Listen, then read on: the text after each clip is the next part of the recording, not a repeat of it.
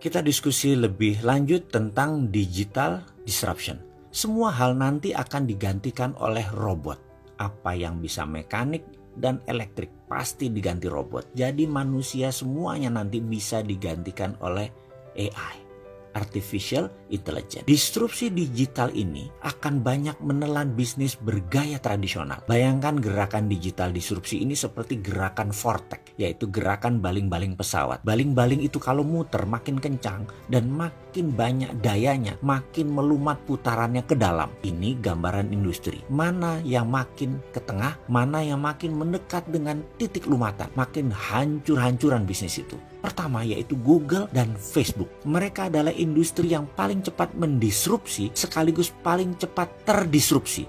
Dalam 10 tahun ke depan akan terjadi perubahan dalam dunia sosial media dan dunia search engine, di mana mungkin saja tetap Google yang memimpin, namun sudah bergeser jauh kefungsiannya dari saat ini. Kedua, media akan terdisrupsi yaitu media mainstream. Kompas, Femina, Jawa Pos, RCTI, TVRI tidak tahu lagi sampai kapan. Namun di tahun 2030 rasanya semua itu menjadi dinosaurus, hilang. Contoh saat ini ya, Net TV itu tiba-tiba melay-off banyak karyawan. Persaingan mereka itu dengan individu yang asetnya minim. Bayangkan Net TV itu asetnya heavy sekali dalam overhead. Dan bagi perusahaan, overhead yang besar itu adalah kanker bagi perusahaan. Dibandingkan dengan apa? Dibandingkan dengan Ria Ricis, ya jelas aja penontonnya lebih banyak Ria Ricis. Kenapa? Karena lebih disenangi saat ini. Bayangkan, Net TV itu investasinya 3 triliun untuk dapat viewer 1 juta per hari. Channelnya Bosman Mardigu itu 1 juta juga viewernya per hari. Dari YouTube, IG, dan FB. Modalnya berapa? Kecil sekali. Atta Halilintar per hari itu 7 juta viewer. Deddy Corbuzier itu 6 juta viewer. Raffi dan Gigi itu 10 juta viewer per harinya. Modalnya nggak sampai semiliar. Bubrah itu semua media mainstream. Apalagi nanti waktu 5G hadir di Indonesia tahun 2020 dan 2021. Generasi milenial dan generasi Z tidak nonton TV. Nontonnya semua berbasis internet. Ketiga, apa yang terdisrupsi? Retail shop.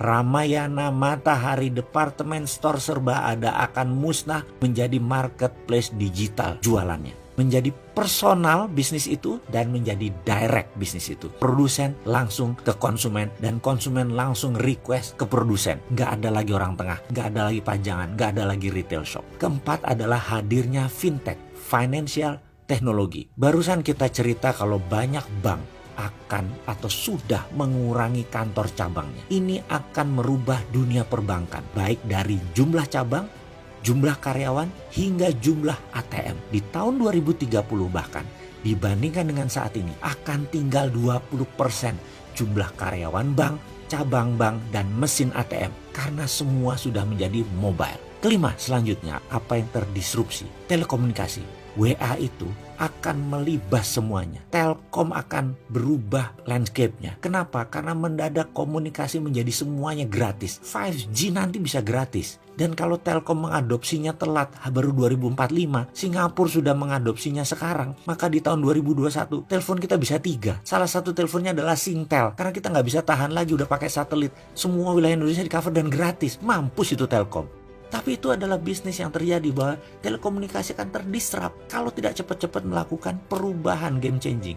Kenapa? Karena telekomunikasi merubah dari more for less jadi more for zero. Itulah yang dilakukan oleh digital company. Mereka menghasilkan more for zero.